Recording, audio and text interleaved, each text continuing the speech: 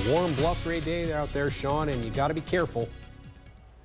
I tell you, Stacy and Dion, we have a lot of warm weather, dry weather. It is very windy as well, and so the fire danger is definitely an issue. And as we take a look, first of all, before we get too far, I want to show you the leaves, the fall colors here across southern Minnesota, now in that 50 to almost 100%.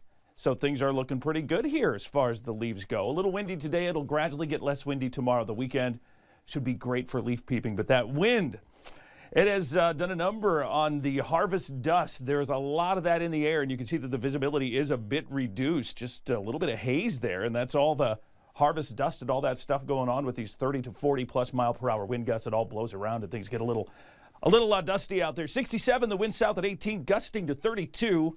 Our dew point is a little higher than yesterday, but it's still really, really dry, and that is one of the ingredients we need for that critical fire weather that we've been dealing with, and that's going to be the case again tomorrow. Just be careful with anything fire related. Around the region, we're at 68, New Ulm, St. James 67, and Fairmont, Jackson at 68. Worthington also at 68. And as we take a look at what's coming up here, first of all, that critical fire weather, that's going to be a thing as we make our way into tomorrow.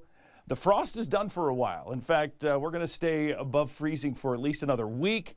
Temperatures will climb into the 70s by this weekend with still not much rain in sight. We are going to stay dry with the exception of a couple of sprinkles here throughout that 10-day forecast. And as you can see here on the map, we have a red flag warning that is a bit of an issue here. And basically, red flag warning means big fire danger. And so that is going to be an issue here for the rest of this evening, right on into tomorrow. And even though the humidity is going to be a little bit higher tomorrow and the wind isn't going to be quite as strong, we're still going to have an issue with that. So a front is coming through, and that's what's causing the wind. We actually have a big high to our east, a cold front sitting to our west, and the difference in pressure is giving us that strong southerly wind that's bringing in that warmer air. Now that front is going to push eastward as we head into tomorrow.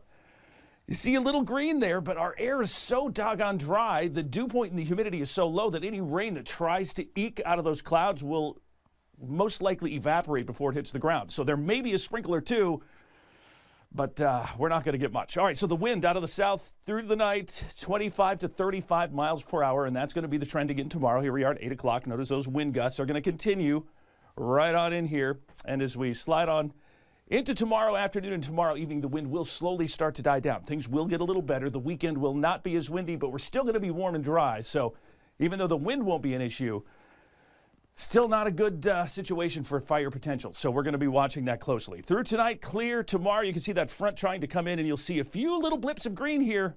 Again, we're not going to get much. Rain amounts are going to be pretty few and far between. And again, if we get anything, it's going to be a couple drops here, a couple drops there. And that's about it. 51 tonight, clear and windy. South wind gusting to 35 tomorrow. We are going to see more sunshine. Still breezy, not quite as windy as today, but it's going to be breezy. High of 75. The 10-day forecast, 75 Friday, 74 Saturday, 79 on Sunday. So we are going to get close to 80 on Sunday. It will not, as I mentioned, be as windy this weekend, but we are going to be dealing with warm temperatures. And as we make our way into next week, we'll cool it off a little bit at some point. But overall, we are going to stay above average and dry right on through the 10-day forecast. The 10-day forecast is brought to you by Siding Windows, your friends in the business.